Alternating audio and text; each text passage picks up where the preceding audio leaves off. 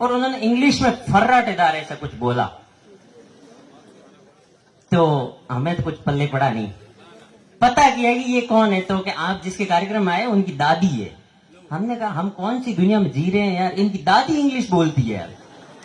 हमें खुद को पवन जी कहते हैं, उस तरह से इंग्लिश आज भी नहीं आती। हाँ, चारों तरफ दौरे हैं और कहीं भी ये संभावना नहीं है कि गाड़ी चली जाए वहां तक, ठीक है, कोई संभावना नहीं है। और वहां पे पानी की जो व्यवस्था है ना, वो भी ऊंट के द्वारा की जाती है, पखाल के ऊपर डाल के,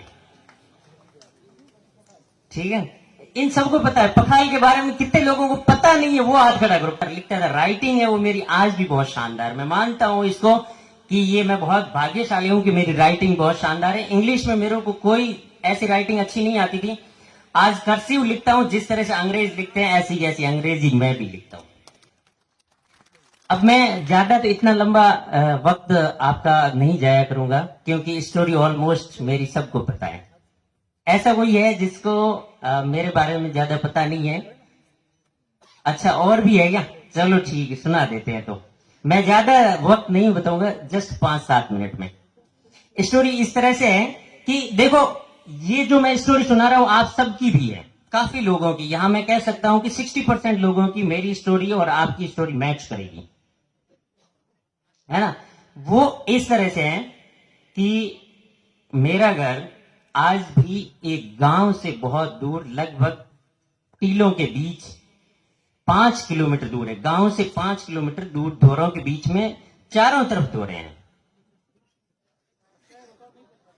हाँ, चारों तरफ धोरे हैं और कहीं भी ये संभावना नहीं है कि गाड़ी चली जाए वहां तक, ठीक है, कोई संभावना नहीं है। और वहां पे पानी की जो व्यवस्था है ना, वो भी ऊंट के द्वारा की जाती है, पखाल के ऊपर डाल के, ठीक है। इन सबको पता है। पखाल के बारे में कितने लोगों को पता नहीं है, वो हाथ खड़ा करो। पता नहीं है, वो हाथ खड़ा करो।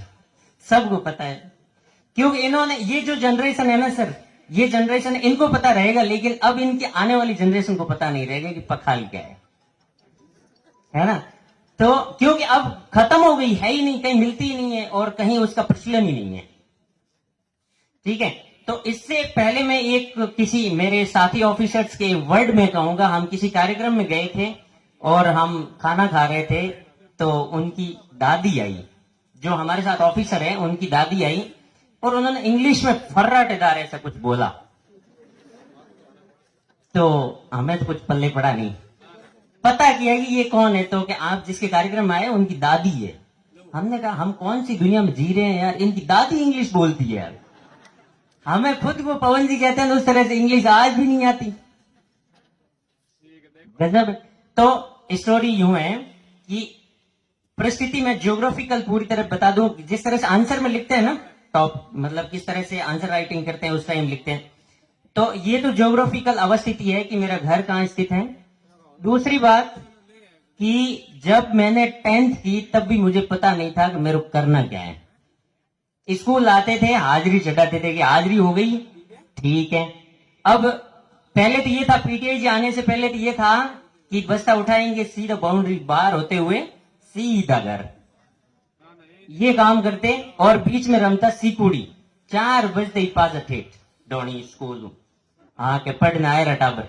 लेकिन घरे भी जाते ही डेना आई कि जान गुनोला भेजना कोई, या फिर हियाड़ेगा तो हमें मौसम में बिल्कुल हिलारिया चुगाने को, पोट एक मो बेटा हिलारिया चुगाता। तो ये होता है कि यार हमें जान पढ़ो, और जान कहता हमारा होमवर्क करना है, थोड़ा होमवर्क क्यों करना भाई, ठीक है। तो इस तरह से करते करते 10th पास किया, वो भी 51% के साथ। ऐसा कोई है जो मतलब 45 या 50 से नीचे आज 10th में? मुझे नहीं लगता कोई ऐसा है, एक भी नहीं। एक पीछे बैठा है, जरूर आरएस बनेगा भाई तू, ठीक है। तो और मैथ्स में 33 नंबर। चलो अपने तो भविष्य बर्बाद, खत्म, कोई मतलब नहीं है। और सपना ये था ट्रक ड्राइवर बनेंगे, और भाई ऐसे पता नहीं गैर तक आज भी क्रेटा लिए, लेकिन आज सही ढंग से वहां तक नहीं पहुंचता पैर। लेकिन सपना था, सपने को तो कौन भुला सकता है। और उसके बाद में चलो कि अब क्या करना है, बाड़मेर आ गया, हॉकर का काम किया। हॉकर में आज कम लोग समझते हैं कि हॉकर क्या होता है, या अशोक जी होंगे उनको पता है। अखबार फेंकने का काम नहीं, वहां जाकर घर घर पूछना कि आपके अखबार आता है कि नहीं आता है, उसकी एंट्री करके वापस जमा करवानी।